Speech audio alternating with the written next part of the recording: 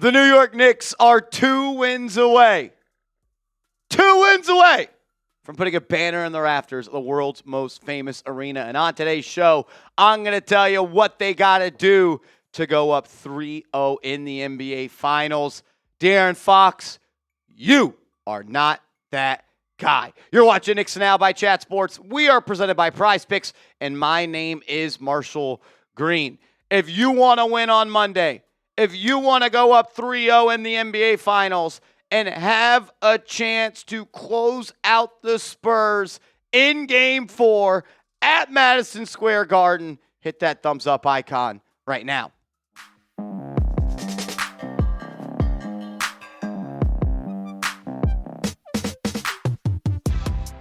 What's going on, everybody? Appreciate you for clicking on today's show. I still can't believe it, man. The New York Knicks are up 2-0 in the NBA Finals, and they have a chance to go up 3-0. For the first time this series, the New York Knicks come in as the betting favorites in this game. They are minus 2.5, and the total point number is 215.5. This still tells you, though, that Vegas thinks that the Spurs have a shot.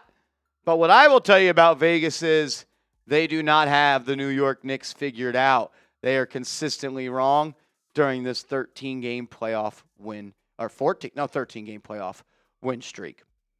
I just want to set the table a little bit here. Set the table, get your stuff ready to go. Teams that are up 2-0 in the NBA Finals have gone on to win 32 out of 37 times. They're 32-5 teams that go up 2-0 in the NBA Finals. Teams that go up 2-0 in the NBA Finals on the road are 2-0. Undefeated. Never lost. Only 5 teams have ever won a best-of-7 series in the NBA playoffs after losing the first 2 games at home. The 2021 Clippers versus the Mavs in round 1. The 2017 Celtics versus the Bulls in round 1. The 2005 Mavs versus the Rockets in round 1. The 94 Rockets versus the Suns in round 2. And the 69 Lakers versus the Warriors in the Western Division semis. I didn't say the conference finals, and I did not say in the NBA Finals. These type of things don't happen to good teams. And the New York Knicks aren't a good team. They're one of the best teams ever. This says that you should win the NBA Finals. But the job's not finished. Job's not finished. Yes, you're up 2-0. You've won half the race. You got to do half more of the race. You still got 2 more laps around the track. Job's not finished. Come out, punch them in the mouth in Game 3, and give yourself a chance to close them out in Game 4. Job's not finished. Mikal Bridges is somebody that saw his team go up 2-0 in the NBA Finals at home back when his Suns lost to the Milwaukee Bucks. And I bet Mikal Bridges is letting everybody know that this is not over. This series is not over. Have you guys seen Mikal Bridges' face in his post-game interviews? He looks like an assassin. And he said this after the Spurs smoked a 2-0 lead in the NBA Finals about 5 years ago, back in 2021. I remember going up 2-0. Thought we was good. We were over here like, man, it's light. It's the East. They ran up 4 straight. I just couldn't believe it. The Knicks know what is at stake. They know that you don't win getting to 2. Mikal Bridges knows that first and foremost. Go win Game 3. Go win Game 3, and the Spurs will start to think whether or not they have a chance. A lot of people say, Marshall, the pressure's on the Knicks to win Game 3. That sounds good out loud, but wouldn't you say that the season's on the line for the Spurs and the pressure's on them in Game 3? I'll tell you this, though. A Game 4 where the Spurs win Game 3 and it's 2-1, all the pressure would be on the Knicks. 2-1 at MSG Game 4 is a pressure cooker for the Knicks. Don't even go into those waters. Go out, win Game 3, punch them in the mouth early, and let their thoughts start to impact the way that they play this game. We as Knicks fans know this. It is hard. It is hard to bounce back from a heartbreaking playoff loss. Very hard. The Knicks were not able to do it after the Game 1 loss in the Eastern Conference Finals last year. The Cavs were not able to do it after they choked Game 1 of the Eastern Conference Finals this year. When you have a heartbreaking loss, it's hard to pick up all the broken pieces and put it back together and get back on track. Come out, quick Game 3, punch him in the mouth, let some self-doubt creep in. I'm going to give you my keys to victory for Game 3, but I do got to tell you about our presenting sponsor of today's show, and that is Prize Picks. Download the Prize Picks app today. Use that promo code HMA. Play your first $5 lineup and get $50 in lineups instantly. You don't even have to get that first $5 lineup correctly. What is Prize Picks? It's America's #1 sports pick app. It's available in all 50 states, plus Washington, D.C. Billions have been paid out. It is safe and it is secure. Prize Picks puts a stat number for different stats for almost every single player. Points, rebounds, assists, threes, dunks, fouls, you name it, they got it. And to put a lineup in, all you do is create a lineup of 2 to 6 players, and you either pick more or less than the stats that Prize Picks selects for that player. Unfortunately, our lineup in Game 2 did not hit, but we are back at it for Game 3. And you can follow me on Prize Picks at @MarshallGreen_. That way, when I do put my lineup in, you guys can easily go see it, copy it, or fade it. Play Prize Picks, pick more, pick less, play Prize Picks, promo code HMA. My #1 key to victory in Game 3 is start fast. The Knicks did not start fast in Game 1. The New York Knicks did not start fast in Game 2. In both of those games, they were losing at the end of the first quarter. In both games that the New York Knicks have played in the NBA Finals, they have had to overcome double-digit deficits. In Game #1, the New York Knicks scored 19 points in quarter #1.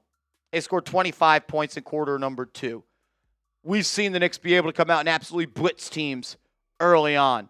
And everybody in the Garden crowd, including myself, who will be there, we're going to be on our feet. And we're going to be cheering and we're going to be yelling. The crowd is going to be rocking. I can't even imagine what it's going to be like. And sometimes that does bring pressure to players. And it could be hard. Give us something to cheer about. Give us something to root for. Give us a reason to be on our feet and acting like maniacs up there. Turn it into a home court advantage. Don't let the pressure and the moment and the energy become something that drags you down. Punch them in the mouth early. That place will be rocking. And then self-doubt could creep in for the Spurs. I knew that the Celtics were quitters last year. I knew that the Cleveland Cavaliers were quitters. And that Joel Embiid and the 76ers were quitters. I'm not sure if the Spurs are quitters or not. I don't think they are. But self-doubt is real. And if you're down 2-0 and you go on the road and you fall down early in a game, you might not just have the willpower to do it, especially after you just came back from down 14 in the fourth quarter and you had the ball with the lead in the final minutes and you lost.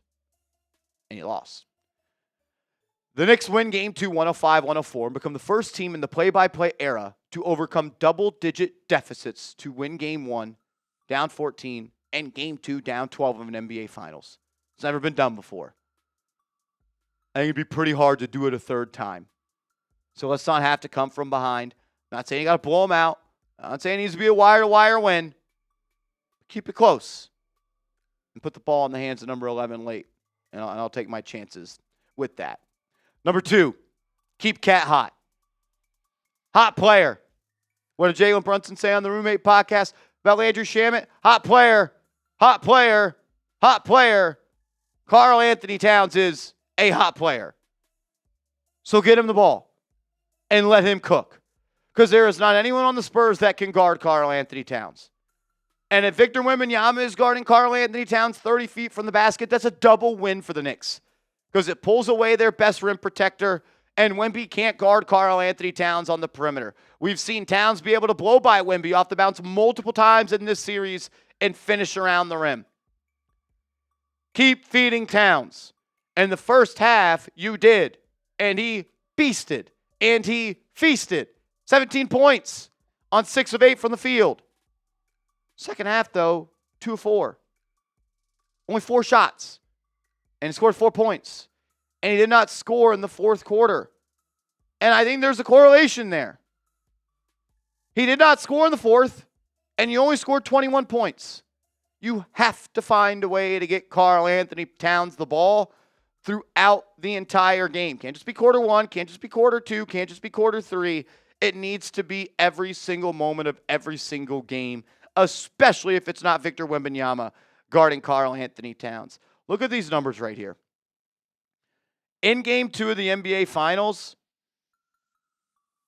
Karl-Anthony Towns had an on-off net rating of plus 45.6.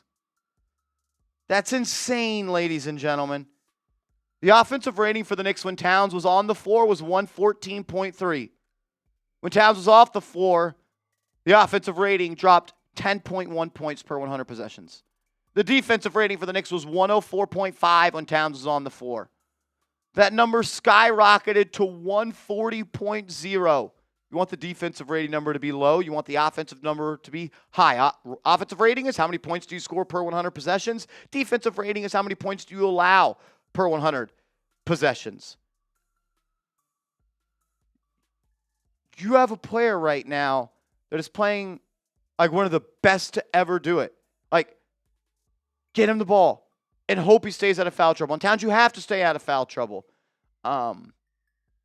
You can't not be on the floor. Like, you are that good right now. You have to play.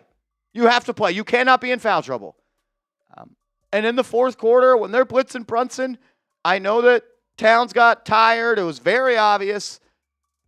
You got to power through, and you got to make yourself available and give Brunson that bailout. We need you. We need you 32. How about Game 3 is the Karl-Anthony Towns game? Or the Jalen Brunson game? Or another Josh Hart game? Knicks are up 2-0 in the NBA Finals, and Jalen Brunson outside of the fourth quarter in Game 1 has been bad. He would say that. Josh Hart has given you nothing offensively. He's given you some rebounds offensively, but he's averaging 1.5 points per game in the finals. And he's shooting 11% from the field, and he has not made a 3. You're up 2-0 in the NBA Finals, and Jalen Brunson is shooting 34% from the field and less than 24% from 3. This formula of double-digit comebacks, Brunson shooting toward 8s, Josh Hart not contributing at all, really outside of rebounding and assists, and being in foul trouble for 2 full games, that formula isn't sustainable. You did it once, and then you did it twice. If you're telling me the New York Knicks have to win 2 more games this series while Brunson shoots 33% and Josh Hart averages 1.5 points, I don't feel great about our chances. But that's not going to happen. Are you telling me Jalen Brunson's going to be bad all NBA Finals long? I don't believe it. I think we're going to get a Jalen Brunson game at some point. He's going to win you a game by himself. It's what he does. It's what stars do. It's what the best of the best and the all-time greats do in the NBA Finals. They win you games. And Jalen Brunson's going to do that. He's going to do that at least one time this finals. At least one more time. He might do it 2 more times. We've seen in the past in series, it's taken Brunson some time. You go back to the first series against Philly. Didn't play good in those first 2 games. Took him a while to figure out Dyson Daniels. He'll figure it out. He's like a lefty southpaw boxer. He'll figure it out. He'll take the body blows, but he'll also throw that left hook that nobody sees coming. That'll knock out an opponent. Another thing I'm looking to is you got to make Wemby defend. I went back and I watched that fourth quarter before we went live on the channel today, and Knicks did a lot of matchup hunting in that fourth quarter. And Wemby was able to kind of play like that one-man zone almost. And when Brunson is being guarded by, it could be Castle, it could be Vassell, it could be Champagnie, It's tough enough to beat those guys in the NBA Finals when the refs have their hands in their pockets and they're not blowing whistles. But then when he gets past those guys and it's Victor Wembanyama on the help side, you're asking him to do the impossible. So bring Wemby into the action. And when that does happen, there are counters to that. The Knicks scored 8 points in the final 6 minutes for a lot of different reasons. One, you missed some wide open shots. Mikal Bridges on the break finds Jalen Brunson on the right wing for a three. That's the most wide open three he's taken in his Knicks life, and he missed it. Jalen Brunson misses an easy left-hand layup. OG Anunoby misses an easy right-hand layup. You missed a lot of shots. And they started to play good defense. But if Wemby is going to switch on to Jalen Brunson, we saw Brunson a couple of times attempt some mid-range jumpers over him. I have no problem with that. But if Wemby is going to switch out onto Brunson, you could pull Wemby 30 feet from the basket. Cat, get your ass on the block, put a paw up there, and go get the ball and demand the ball. And if you got Vassell, Castle, Champagnie, I don't give a shit. On your back, drop step, power dribble, bank it up and in. They're too little. They're too little. The Knicks need to do that better, and they need to do a better job of just getting the ball into the front court. They need a better answer for the full court press that they have been struggling with. The pickup point for San Antonio is full court. And one thing that I think we saw via the numbers in game one, when the Knicks pushed the pace, they averaged like 1.3 points per game, points per possession in transition. When you cross the timeline with 17 seconds left, that limits the amount of ball movement you could do. That limits the amount of reversals. That limits the amount of rotations that you could put the Spurs defense in. Play a little bit quicker in the fourth. Move the ball. Make it easier on Brunson. And I think the way you could do that is by making Wemby defend. He's not the best on-ball defender, but he is like the best help defender of all time. You could not just let him sit down in the paint and shut off all that water. AC, jump in here. This was one of your keys to victory for the final one. Talk us through it. Absolutely. Yeah, I think one thing that is a kind of a trademark hallmark of this New York Knicks team is their depth. And in order to kind of continue to put pressure on San Antonio's defense, like you said, you want to keep the offense balanced. You just talked about kind of sharing the rock between Cat and between Brunson, and I think that's something that they need to continue to do if they want to continue to stack wins in the NBA Finals. Take a look at some of these stats from Game 1. Jalen Brunson, 31 field goal attempts, did get 30 points. Cat 15 attempts, 18 points. OG 12 attempts, 17 points. Bridges 6 attempts, 9 points. Shamet 9 attempts, 13 points. Hart 5-3. McBride 7-6. And you ultimately end up with 105 points. And I'm not saying that you need Jalen Brunson to shoot the ball less. That's not a good recipe for any Knicks team or any Knicks win. He's always going to be the primary focus and the primary ball handler and shot creator and shot taker on this offense. But look at these Game 2 stats. Look at the balanced scoring you have. Brunson 20, Cat 21, OG 17, Bridges 20. Shamet gives you 13. You don't get anything from Hart. You don't get much from McBride. And you still score 105. So that kind of shows you there's just multiple ways to skin the cat here and get it done and score enough points that you need in order to get the W. But I looked at the box score, and this was the first thing that jumped out to me, is the balanced scoring attack, the ability to kind of just put that extra pressure on San Antonio, not let them game plan to stop just one guy. They probably came into the series and said, if we can stop Brunson, we'll be in good shape. But they can't defend everyone. They can't defend Brunson and Cat and OG and Bridges and Shamet. It's just impossible to try and stop 5 guys. And a hallmark of, I think, past Knicks championship teams, you hear people talk about them, and any good championship team is that they don't have egos. They share the rock. They pass up good looks for great looks, and they continue to keep the ball moving. And I think that's what this Knicks team has kind of, the next step they've taken is nobody's selfish. Everybody is willing to give up the rock, knowing they're going to get it back if they are open. And no one cares who gets the stats. You think Josh Hart cares he's averaging 1.5 points in the finals? No, he cares that the Knicks are up 2-0. So I think that's kind of the most important thing the Knicks can continue to do here, is to just continue sharing the ball and keep making it hard for San Antonio to game plan to stop one guy. Yeah, I agree. And I think the more you can do that, the easier it is going to be on Jalen Brunson as well. Brunson could shoot 30 shots. We're both okay with that. But if he shoots 22 shots and he's more efficient and the points are a little louder, we're all okay with that as well. However you want to slice it, however you think it's going to just make it happen. You are 2 wins away from forever being NBA champions and immortalizing yourself in the greatest city in the world. You got an opportunity right here to change your lives forever. It's insane. 2 wins away. Go win Game 3 and give yourself a chance to close it out at Madison Square Garden. Who do you got winning Game 3? Is it the Knicks? Is it the Spurs? Type your K's if you're rolling with the Knicks. Type your S's if you're an absolute fraud. And make sure you are following me over on social media, as we just had some information coming in. The NBA has rescinded the technical foul on Mitchell Robinson. Yeah, because there wasn't a tech. Hopefully, the NBA watched the film and they realized that was a rig job. And if this game's called fair, we'll be closing them out in 4. Love you guys. Appreciate you. We'll see you later. Let's go Knicks.